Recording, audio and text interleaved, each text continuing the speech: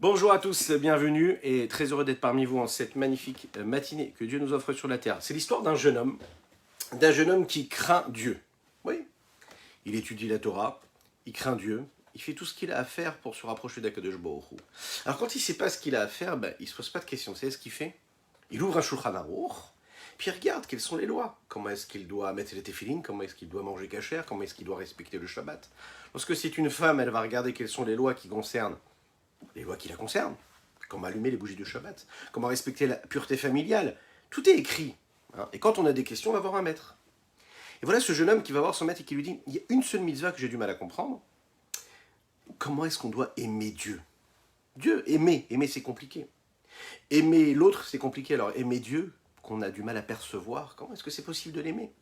Le craindre, parfois on a l'impression que le rapport et le contact que nous avons avec Dieu, c'est un rapport qui est de peur, de crainte. La peur du bâton, parfois. Hein, on peut inculquer parfois ça dans l'éducation. Parfois, on peut aimer Dieu parce qu'on est impressionné par lui. Mais le véritable amour d'Akadosh Baruch Hu, c'est plus compliqué. Alors, vous savez ce que le maître lui a répondu? Il lui a dit, la mitzvah, c'est différent de tout. Il n'y a pas de façon, il n'y a pas de directive pour aimer Akadosh Baruch Hu. Il y a par contre quelque chose que l'on peut donner, que le rabbi de Lubavitch avait l'habitude de dire en rapportant les paroles de Reb Eizik de Umil, qui lui-même l'avait entendu du Rabbi Shlomo Zalman de Liadi, qui lui-même l'avait entendu du Maggid de Mezrich, qui lui-même l'avait entendu du Baal Shem Tov. La mitzvah d'aimer Akadosh Baruch Hu, c'est celle qui s'accomplit quand on fait quelque chose qui nous amène à aimer Dieu. Comment est-ce que tu peux aimer Dieu? C'est parce que tu fais quelque chose qui te permet de prouver cet amour que tu as pour Akadosh Baruch Hu. Même si on ne le ressent pas, alors on va agir, on va faire quelque chose. Et parce que l'on fait, c'est à ce moment-là qu'on va créer ce sentiment d'amour. Il y a un sentiment d'amour aussi dont il est question dans ce que la Torah nous dit, et dans ce que les Chachamim nous disent, et précisément dans ce que la Chassidoute nous apprend et nous donne comme conseil. L'amour d'Akadosh Baruch Hu, elle est fixée au plus profond du cœur de l'homme. Il y a différentes façons de réveiller cet amour-là. Quand on se souvient, vous savez, de cette routine qui fait toute notre existence, toute notre vie, quand on se lève le matin, tous ces petits gestes, les mêmes gestes, les mêmes actes, les mêmes mots, les mêmes bénédictions, la même tefila, et on va se rendre compte qu'en fait, en réalité, à travers cette routine-là, on est en train d'inscrire, de fixer cet amour qu'on a avec Akadosh Baruch Hu. C'est un des sujets que nous allons aborder aujourd'hui, dans notre Tanya du jour, que nous allons aborder juste après ces quelques notes de Nigun habituelles. J'espère que vous allez bien, que vous êtes bien installés. Je vous invite à partager, je vous invite à liker et à commenter cette publication afin que nous soyons encore et toujours plus à nous préparer à la venue de Mashiach, parce que vous le savez, plus on étudie le Chassidoute, plus Mashiach arrivera. C'est une promesse, la promesse du Baal Shem Tov.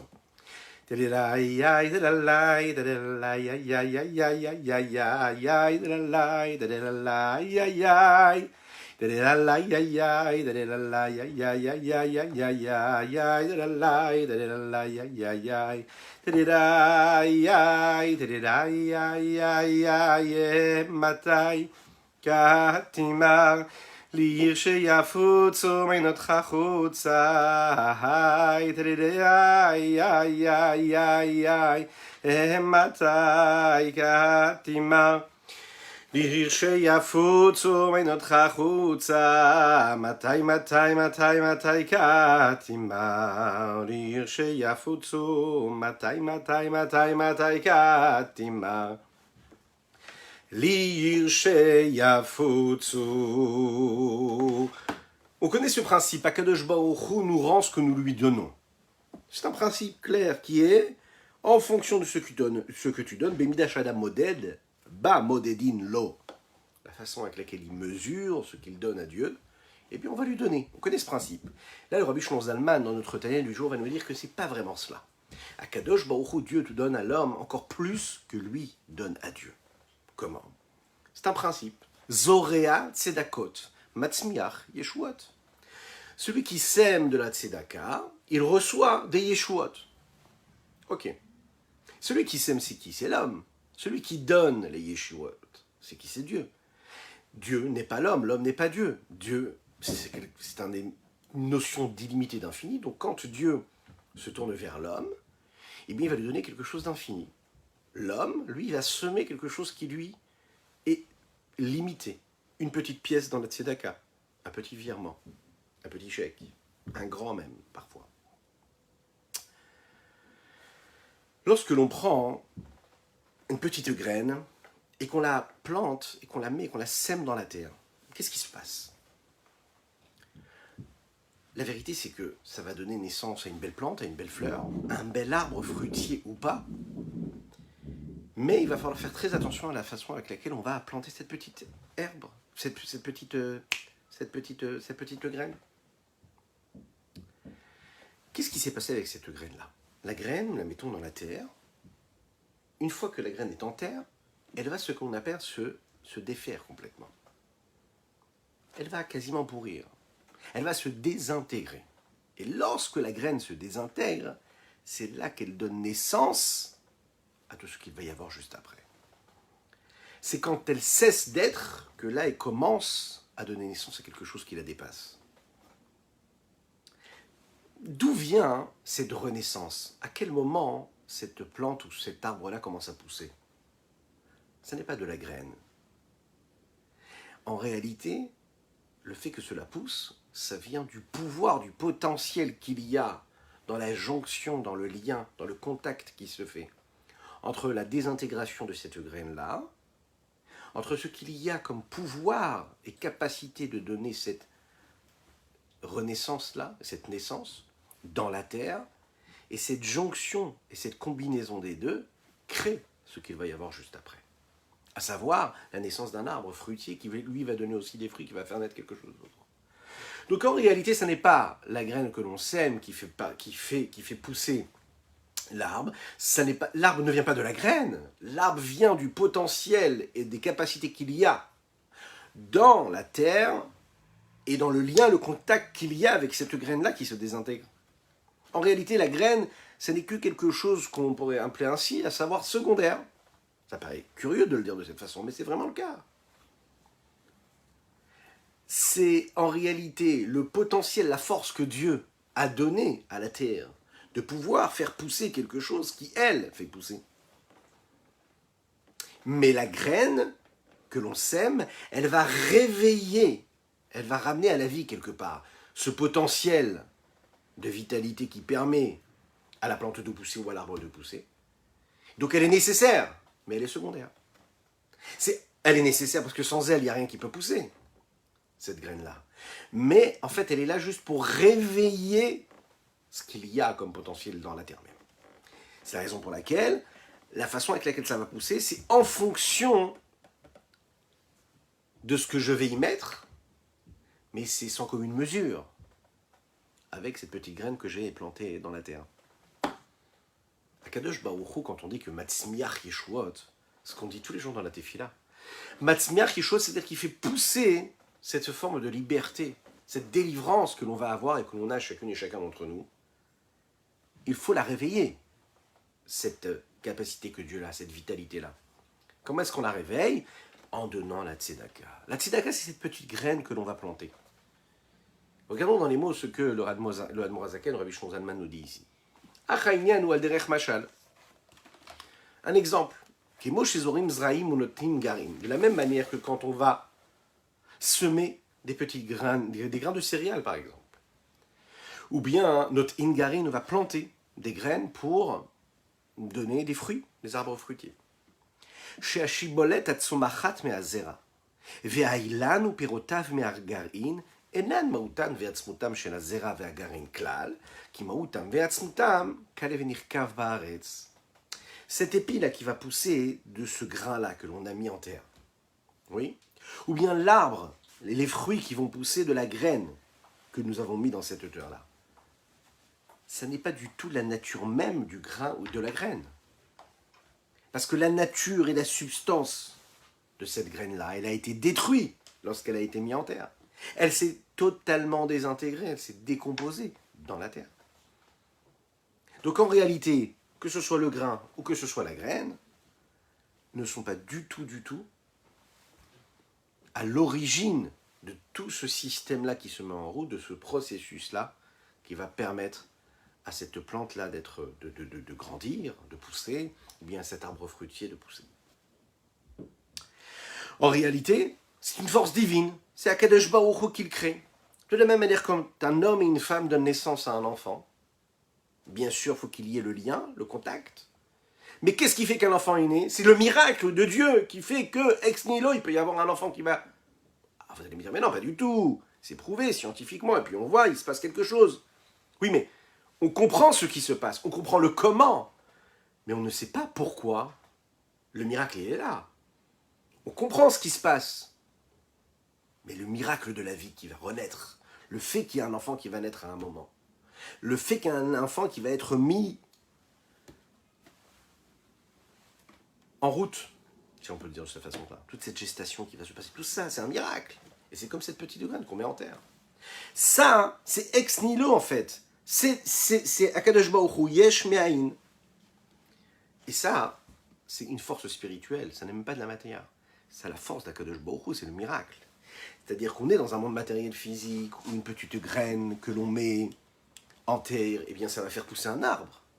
Mais qu'est-ce qui fait que cette graine-là, quand elle se met en connexion avec la terre et qu'elle se désintègre, là il y a un miracle, il y a quelque chose qui va pousser. Ça c'est un miracle, ça c'est quelque chose de spirituel. Maintenant la question qu'on va se poser ici, elle est réelle. Parce que si on explique ici que ce miracle-là qui se passe, c'est en réalité de la terre et non pas de la graine que je suis en train de planter dans la terre, alors dans ce cas-là, pourquoi est-ce qu'il faut planter la petite graine dans la terre? Pourquoi est-ce qu'on a besoin de la planter dans la terre? Si c'est pas du tout la graine qui fait naître l'arbre fruitier, dans ce cas-là, pas besoin de créer ça. Pourquoi est-ce qu'on met ce processus en route? Pourquoi? Regardez ce qu'il nous dit ici le Rabbi Shlomo Zalman. En fait, c'est seulement quoi? Que la force qu'il y a dans cette terre-là, elle ne peut réellement exister que lorsque le potentiel devient concret, parce qu'il y a eu cette jonction et cette union. Il faut qu'il y ait cette démarche-là. Il faut que cela vienne depuis l'acte de l'homme. Il faut qu'il y ait cette petite graine ou ce petit grain qui soit mis en terre pour créer tout ce processus ensuite qui va se mettre en route. Ça, c'est la force divine. Quand Dieu a dit « Tadche aretz deshe, esev mazria zera, etzose peri lemino » Dieu, quand il a dit lors de la création du monde et qu'il a créé chaque élément de la créature, eh bien, il a donné le pouvoir à travers sa parole. C'est un pouvoir divin. Qu'il y a que quand je vais mettre une petite graine, ça va donner un fruit. Et pourquoi tout cela? Parce qu'en fait, en réalité, ce qu'il faut savoir, c'est que la terre elle-même, la force, le potentiel qu'il y a dans la même, c'est lui, dans la terre, c'est lui qui va faire naître, qui va faire grandir. Précisément, il faut savoir une chose. Lorsque la graine et le grain se désintègrent, c'est à ce moment-là qu'il y a le processus qui se met en route. En fait, c'est parce qu'il s'annule. Quand est-ce qu'un homme il peut donner naissance à quelque chose? Quand est-ce qu'un homme il peut devenir productif? C'est quand il cesse d'exister lui-même. Quand il est trop au-devant, quand il existe trop lui-même, alors le message est secondaire. Et si le message est secondaire, alors il va passer beaucoup moins facilement. Qu'est-ce que ça veut dire? Ça veut dire que quand l'homme il sait se mettre en retrait complètement, il laisse Dieu s'exprimer en lui, et à travers lui, à travers ce qu'il fait, à travers ce à quoi il pense, à travers ce qu'il dit, puis à ce moment-là, il peut laisser la place à Kadosh Baruch Hu, il peut laisser la place à Dieu. Nous avons parlé par exemple de cette tzedaka que l'on doit mettre avant la tefila. Mettre la tzedaka avant la tefila, on ne comprend pas réellement l'utilité, on peut la mettre après la tefila. On nous a expliqué il y a quelques jours que c'était pour se mettre en condition pour pouvoir s'attacher avec Akadosh Baruch Hu, s'attacher à Hachem. Maintenant, pour réussir à s'attacher à Akadosh Baruch Hu, c'est pas toujours facile. Alors, qu'est-ce qu'il faut? Pour cela, il faut avoir ce qu'on appelle la kavana. Avoir une bonne intention, une bonne direction de pensée, savoir où on va, savoir ce qu'on est en train de faire. Réussir à comprendre ce qu'on est en train de faire, c'est réussir à juste se poser, à réfléchir. Avoir la kavana, c'est pas simplement connaître toutes les kavanotes de la Kabbalah, maîtriser tout ce que les grands tzadikim ont compris, ont saisi à travers les mots et les lettres de la Tefila. On n'est pas obligé de maîtriser toutes les kavanotes du Rabbi Yitzhak Luria, du Harizal, du Rabbi Chaim Vital. du Zohar. Non. C'est bien aussi. Mais pour démarrer, il suffit juste déjà de se mettre dans une condition où on ne pense à rien d'autre que ce à quoi on pense. Et de nos jours, c'est très compliqué, puisque notre tête, elle va partout. On a toutes sortes d'objets, on a les téléphones, on a les tablettes, et on a ci, et on a ça. C'est très compliqué de se concentrer. Mais même déjà, avant de se concentrer pour penser à Dieu, et de penser à Dieu quand on est en train de faire la tefila, rien que déjà de se concentrer et de faire en sorte de ne pas penser à autre chose, déjà, c'est très très très compliqué. Mais en fait, c'est comme un sportif. Vous savez, en ce moment-là, il y a les JO, les Jeux Olympiques. Et qu'est-ce qui fait qu'un sportif, il va réussir? Et encore, parfois, il ne réussit pas parce qu'il va se blesser au cours de route. C'est qu'il s'entraîne. Le Rabbi Shimon Zalman explique dans le Tanya, c'est quoi quelqu'un? Comment est-ce qu'on peut devenir un homme d'Akadosh Baruch ou un homme de Dieu? Quelqu'un qui a accompli la volonté de Dieu sur terre, qui a compris que son existence ici-bas sur terre, c'était pas juste comme ça une ombre qui passe. C'est qu'il peut laisser aussi des empreintes. Ouais. C'est qu'en réalité, il devient comme un performeur. Un performeur, ça veut dire qu'en fait, il va s'entraîner. Pour avoir la foi en Dieu, on dit ma'amin. Et comment est-ce qu'on dit quelqu'un qui s'entraîne? On dit leitamen. Leitamen, ça veut dire s'entraîner. C'est-à-dire que tous les jours, pendant des heures, tu vas t'entraîner. Tu vas t'entraîner. La Emouna Bachem, faire vibrer la présence de Dieu en nous dans la vie de tous les jours, mais c'est un entraînement en fait, en réalité. Il y a différentes façons de le faire. Et c'est la raison pour laquelle la Chassidoute nous donne pas mal d'exemples. La Chassidoute, elle nous permet de comprendre que c'est pas parce que tu vas étudier des heures que tu vas t'attacher à Dieu. Elle va te rappeler d'une chose, elle va te rappeler que juste parce que tu vas scruter la nature qui est autour de toi, tu vas t'habituer à voir que ce qu'il y a derrière ce que tu es en train de voir, c'est la présence de Dieu, c'est Dieu. Et ça, il faut s'entraîner. Quand on s'entraîne et à chaque fois on se dit non mais bon, c'est bon, bah, je crois en Dieu, il n'y a pas de problème. Oui, mais tu t'es pas entraîné. C'est pourquoi tu t'es pas entraîné? C'est-à-dire que quand tu es dans le combat de la vie, quand tu es dans ta vie de tous les jours, si tu veux vivre cette dimension de sainteté, si tu veux comprendre que la Torah, c'est pas juste des gestes, faire ta tefila, manger cachère, et puis voilà, et puis il y a une autre vie. Il y a celle des profits, du plaisir, du monde, etc. Il n'y a pas de jonction entre les deux. Quand tu veux faire de ta réalité la vérité, et que tu veux que ta vérité, ce soit ta réalité, que ta réalité, ce soit celle de Dieu, puisque tu es en connexion avec lui, ben tu dois t'entraîner. T'entraîner, ça veut dire, je m'entraîne à faire en sorte qu'à chaque fois que je vois quelque chose, je suis en train de me dire, tu vois, ça c'est Dieu qui est derrière. Cet élément naturel, c'est quelque chose qui est derrière. Cette petite fleur sur ce champ-là qui pousse, eh bien c'est Dieu. Ce champ de blé, c'est Dieu. Cette belle montagne, c'est Dieu. Cette nature, c'est Dieu. Ce qui m'arrive aujourd'hui, c'est Dieu. Ce que j'ai sur mon compte ou pas en banque, c'est Dieu. Tout, c'est Dieu. Pas juste une idée. Je m'entraîne à toujours me rappeler que c'est lui. Cette petite goutte d'eau qui tombe dans mon verre, c'est une nature qui a été créée par Dieu. Et Dieu, il est là, c'est la parole d'Hachem qui crée, qui fait. Quand on apprend et qu'on se concentre comme cela, c'est-à-dire qu'on s'est entraîné à cela, eh bien ça devient notre réalité. C'est beaucoup plus facile de vivre avec l'harmonie, dans une harmonie totale entre le spirituel et le matériel, quand on vit dans ce système-là, dans cette routine-là. Ça peut être une routine, mais c'est une routine qui va être à chaque fois renouvelée. C'est-à-dire qu'à chaque fois, on va retrouver une forme de vérité dans notre vie. On va comprendre là où on va. La kavana, la bonne intention de penser et la bonne direction de penser quand on va faire la tefila, c'est ça en réalité. C'est être capable de se rappeler devant qui on est, et même si on ne comprend pas, et même si on n'a pas toutes les kavanotes, toutes les bonnes intentions kabbalistiques qu'on devrait avoir, qu'on pourrait avoir, juste on va se poser et on va essayer de réfléchir à ce qu'on est en train de dire. Et si on n'arrive pas à réfléchir à ce qu'on est en train de dire, on va faire ce travail d'entraînement de refuser toutes les autres pensées qui viennent en nous. Ah, c'est sûr que c'est un travail incommensurable, c'est très difficile. C'est la raison pour laquelle ça nécessite un entraînement phénoménal. Mais on a le pouvoir, on peut le faire. Et on nous aide. On le dit avant la tefila, tu mets une petite pièce. Et quand tu mets cette petite pièce dans la tzedaka, en fait, en réalité, qu'est-ce que tu es en train de faire? Tu es en train de te mettre complètement en retrait. C'est-à-dire quoi tu te mets en retrait? C'est-à-dire que tu comprends que ce que tu as fait pour gagner cette petite pièce-là, tu le donnes à l'autre. Donc tu existes un petit peu moins.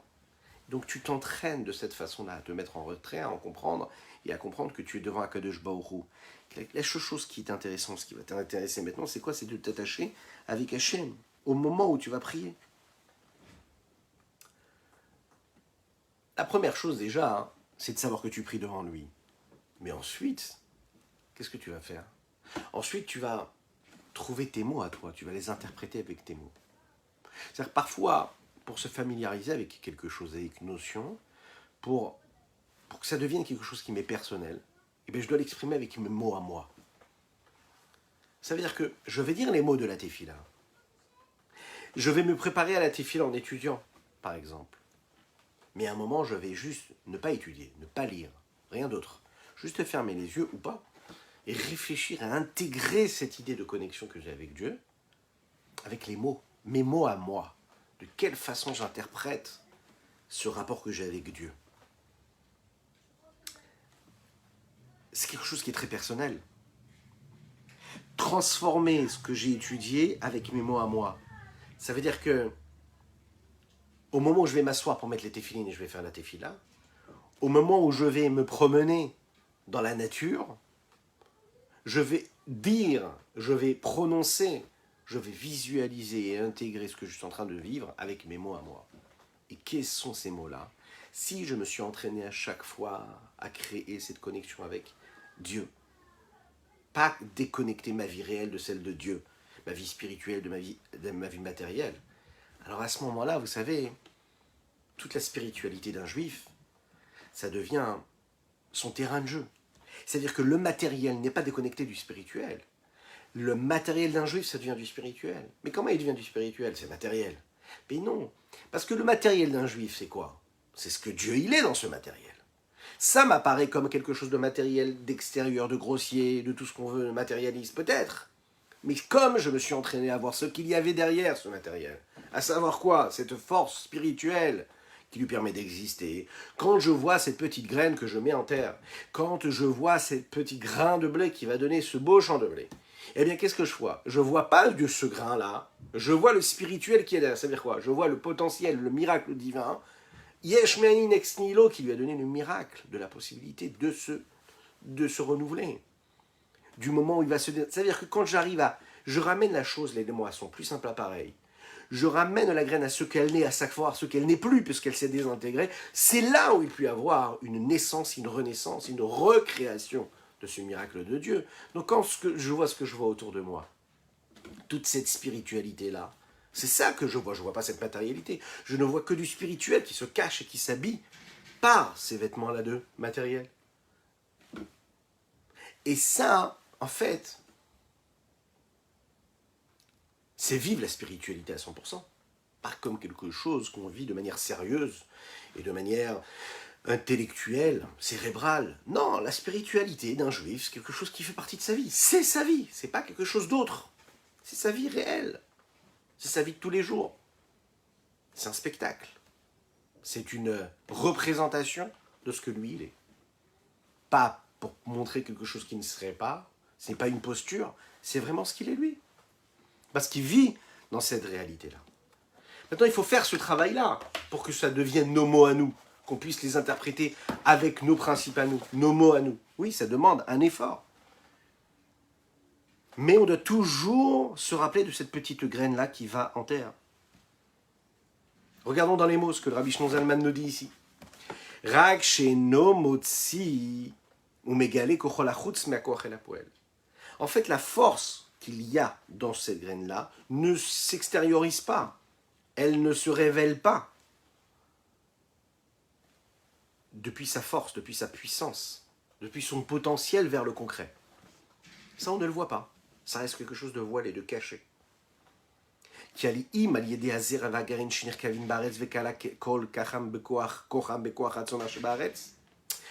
Quand la graine ou bien le grain vont se décomposer dans la terre, alors à ce moment-là, qu'est-ce qui va se passer? Ils vont perdre complètement toute leur propriété, tout ce qu'elles ont comme potentiel a priori.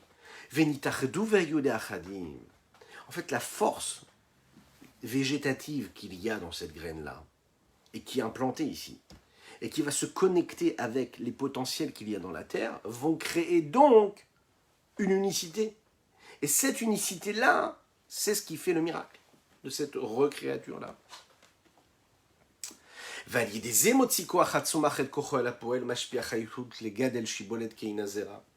Et c'est de cette façon-là que les capacités qu'il y a végétatives, de ce potentiel vers le concret, ou mashpia chayut legadel shibolet keinazera, qui va donner la vitalité, il va permettre à cet épi-là d'avoir le potentiel de pousser et de ressembler ensuite à l'élément qui a précédé cette graine-là qu'il a mis en terre.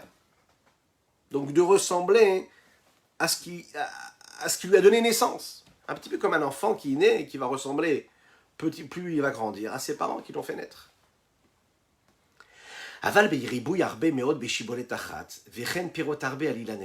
Mais quand on va créer cette forme de multiplicité très importante, dans une seule épi, par exemple, et on sait que dans une seule épi, il y a de nombreuses graines, d'accord? Alors à ce moment-là, comme dans un petit grain de fruit, qui lui va donner un arbre, et cet arbre-là, ce ne sera pas juste un grain ou une graine, ce sera un arbre dans lequel il y a d'infini et de capacité de faire pousser de nombreux fruits.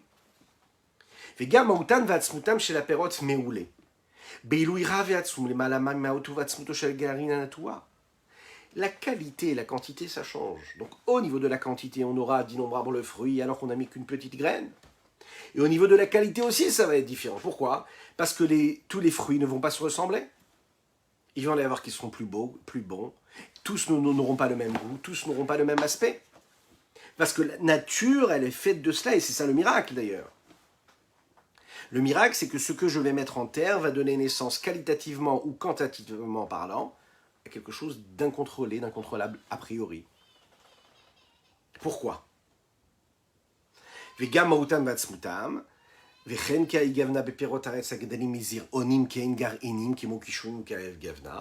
c'est la même chose pour tous les légumes qu'on va mettre en terre, qui eux aussi vont donner naissance et vont permettre de faire pousser d'innombrables fruits ou d'innombrables légumes.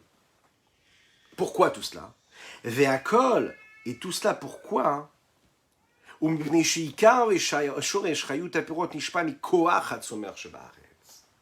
Pourquoi tout ça? Pourquoi il peut y avoir une différence dans la quantité et dans la qualité de ce que je vais réussir à faire pousser?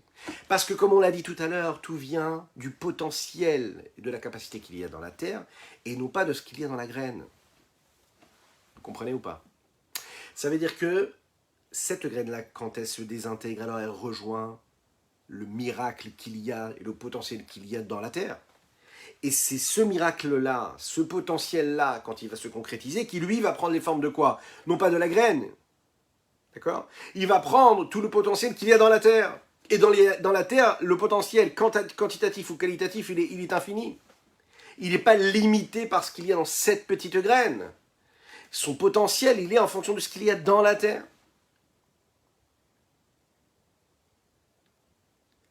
Il y a quelque chose en plus qui a été rajouté ici. La graine, elle me permet de faire sortir ce qu'il y a dans la terre. Mais ce qu'il y a dans la terre est beaucoup plus nombreux que ce qu'il y a dans la graine. Ça, c'est par exemple, quand par exemple je vais planter un petit graine pour faire pousser, par exemple, vous savez, un arbre. Ok? Ou par exemple une épi. Quand on fait par exemple pousser toutes sortes de légumes, on se rend compte encore plus du potentiel qui a été mis en route. Ce potentiel, il va être réel. Pourquoi? Parce que les bienfaits, la richesse de ce qu'il y a dans la terre permet à ce potentiel-là de s'exprimer. Celui qui reçoit va recevoir beaucoup plus que ce qu'on lui a donné.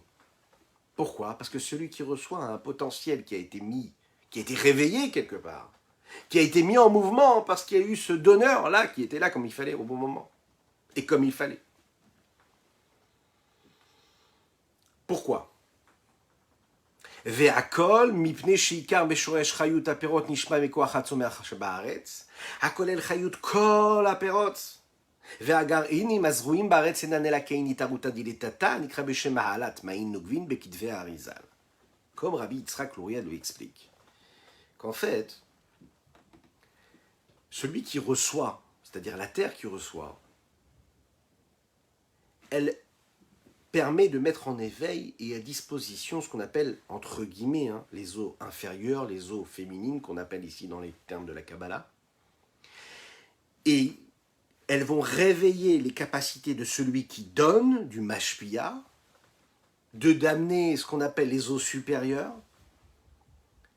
Et donc les graines vont réveiller les capacités, les potentiels qu'il y a et le pouvoir qu'il y a dans cette terre-là. Et quand ces capacités-là et ces pouvoirs sont réveillés, alors à ce moment-là, ces potentiels-là vont se mettre, elles vont se réaliser. Et là, il va y avoir quelque chose d'énorme. C'est-à-dire qu'il va y avoir la jonction, comme on peut trouver, et la capacité de donner naissance, comme on peut trouver lorsque dans un couple, il y a cette union-là qui donne naissance à un enfant. Il y a eu cette capacité-là parce qu'il y a eu ce miracle, et il y a eu ce miracle-là parce qu'il y a eu cet effort-là. Dans nos mots à nous, dans notre vie de tous les jours, comme nous disions tout à l'heure, cette force-là que nous avons tous, chacune et chacun d'entre nous, à chaque fois d'être en mesure de pouvoir se mettre en retrait. Si on est sûr de nos potentiels, de notre pouvoir, de nos capacités, on doit être justement dans cette abnégation totale. Quand on est dans cette abnégation, dans ce retrait-là, quand on sait se mettre de côté, alors à ce moment-là, on permet à celui qui est en face de se révéler avec tout son potentiel. Et quand celui qui est en face se révèle avec toute sa richesse, eh bien il fait en sorte que même celui qui est en face, qui lui est le donneur, qui lui s'est mis complètement en retrait, va être aussi en mesure lui aussi de donner plus et de recevoir plus, et donc de donner plus que ce qu'il était capable de donner avant. Mais rappelons-nous toujours, et c'est sur ces mots qu'on va conclure, parce qu'on va avoir le bon regard sur ce qui nous entoure, parce qu'on va se souvenir toujours de ce qu'il y a derrière ce que nous voyons exister, à savoir cette étincelle divine qui fait vivre, cette parole divine qui fait vivre chaque élément de la nature et du monde autour de nous. C'est à ce moment-là qu'on va être capable de prendre conscience que ce qui nous entoure, c'est du spirituel et non pas du matériel, que c'est la présence de Dieu qui est partout. Et là, à ce moment-là, notre vie prend complètement une autre dimension. Voilà ce qu'on pouvait dire. Je vous souhaite une excellente journée. N'oubliez pas de commenter, n'oubliez pas de liker, n'oubliez pas de partager. N'oubliez pas de vous abonner à nos publications afin d'être bien mis au courant au bon moment. Et je vous dis à très bientôt. Normalement, on se verra sur l'esplanade du Beth Amikdash avec le Mashiach. On étudiera avec lui. Ça va être sympa comme tout. Allez, bonne journée. Au revoir.